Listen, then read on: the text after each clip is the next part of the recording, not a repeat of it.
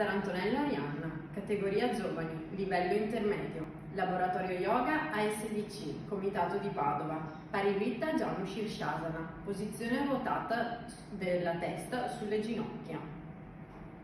Namaste.